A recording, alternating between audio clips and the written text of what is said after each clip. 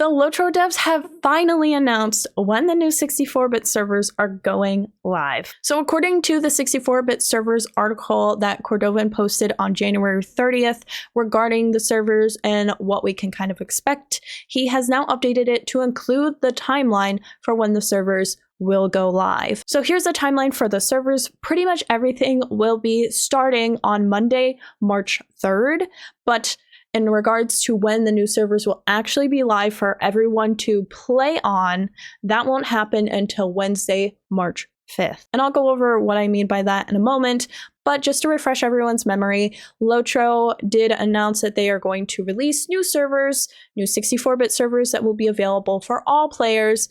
Back in like December is when they announced it. Well, they didn't announce when this would all happen, but they just announced, hey everyone, guess what? We have new servers coming.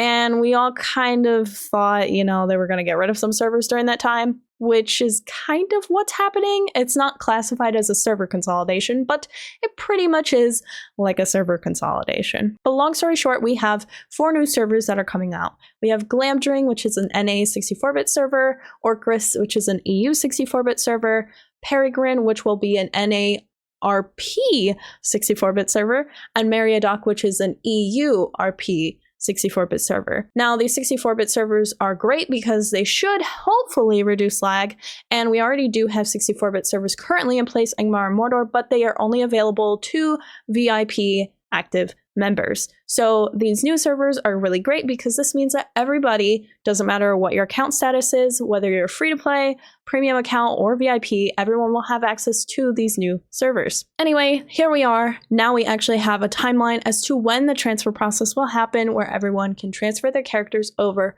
to the new 64-bit servers, but it is a few days worth of a process, and let's go over that. So on Monday, March 3rd at 12 p.m. Eastern, there is stated that VIP subscribers will be able to log into the game to access the character creation screen on their destination world and secure up to 3 names per 64-bit world of their choice. So this means that VIPs will be able to log in on Monday at 12 p.m. Eastern to secure 3 names on each 64-bit server world that is coming out, but you have to create new characters. You can't transfer characters. This is pretty much just their way of saying we can give VIPs special access to hold their names and essentially create new characters that are placeholders so that they can secure at least 3 names before we allow everybody else to transfer. But you can't transfer existing characters over yet.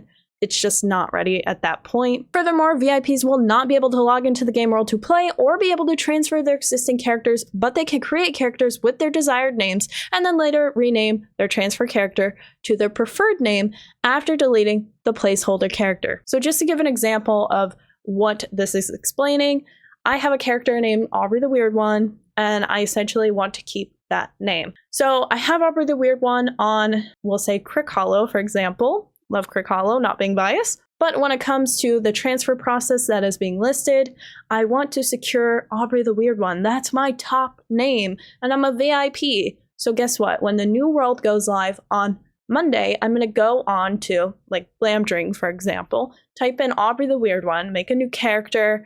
Doesn't have to even look that great. It's just a placeholder. And then when the time comes that we are able to transfer our existing characters, I can then go into the new world and delete Aubrey the Weird One character and then quickly transfer over my existing character from Crick over to the new world. But it just pretty much is a placeholder so that way you do not lose your name. But don't think of it like you have to make this brand new character. It's not like that at all. It's just a placeholder character when the new worlds go live. And this is only giving special permissions, we'll say, to VIPs. And then the next day, on Tuesday, March 4th at 12 p.m. Eastern, free transfers from 32-bit to 64-bit worlds will be available to all players. The new game worlds themselves will remain closed, but the transfer tool will be enabled to allow the transfers to these worlds. So pretty much here, the new worlds are available to transfer. However, they will not be open. So make sure on March 4th, you set up your characters to transfer over so then that way when they are released the following day, you can play in the new world and enjoy the content. But just as a heads up, if you are taking an existing character and transferring them over to this new game world, you can't play in the game world for that day. So on Tuesday, pretty much bring over all the characters you want that have names that mean something to you. But if you actually want to play LOTRO that day, you would have to keep one character on the old 32-bit world because these new game worlds will not be available to play. Like Glamdring, Meriadoc, Peregrine, Orcris, none of them will be available to play, but you can transfer existing characters. But do not expect to play on Tuesday. On Wednesday at 1 p.m. Eastern is when everything is happening. Our new game worlds open. Free transfers from 32-bit to 64-bit game worlds will continue through August 31st of 2025. Free transfers between the new 64-bit worlds will operate on a rotating weekly basis and continue through April 30th of 2025. So pretty much what this is saying is that anyone who wants to transfer from 32-bit to a 64-bit world will have until August 31st of 2025 to do so for free. So if you have characters on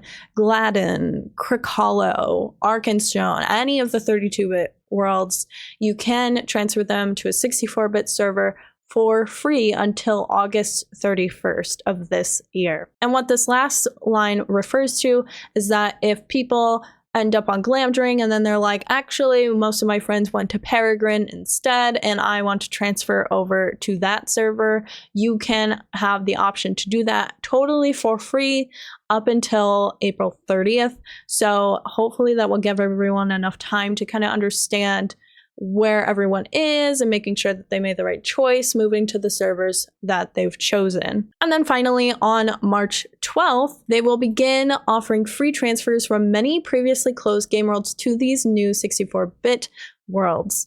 And see the FAQ below for specific server ordering and timing. After this final transfer period, these previously closed worlds will be permanently closed and no future characters will be possible. Well, no transfers anyway. So this is what March 12th is all about. Dark worlds are referring to previous servers that are no longer available to play on and were essentially, closed down back in 2015. So on March 12th, we will have the ability to find our characters from these closed worlds and actually transfer them over to the 64-bit servers, which is crazy they even have characters from these dark worlds. Like, I had a character on Firefoot long ago. I don't even know where she's been, what she done. Like, obviously she's just sitting there, but I don't know what she has. So it's going to be so cool to see what these characters can still have on them. And they did change this. They did include dates for when the dark worlds will be processing through transferring times and all of that. Transfers will continue from these worlds through August 31st of 2025, after which point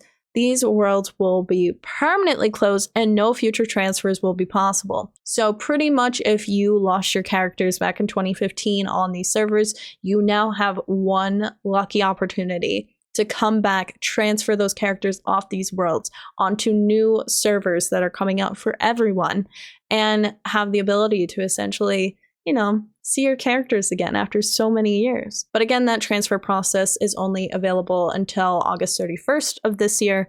And of course, there is a pathway, we'll say, or timeline of which dark worlds will be open for the transfer process. So that is the official timeline for the new 64-bit servers coming to LOTRO in 2025. However, if you want to know more about what items will transfer, how you should organize before the transfer, and just overall figuring out what to do with all your inventory you've got, because you got 2 game worlds going into one essentially, I've got guides for you on that, which I encourage you to check out right after this video. But until next time, you better stay weird, you weird weirdos.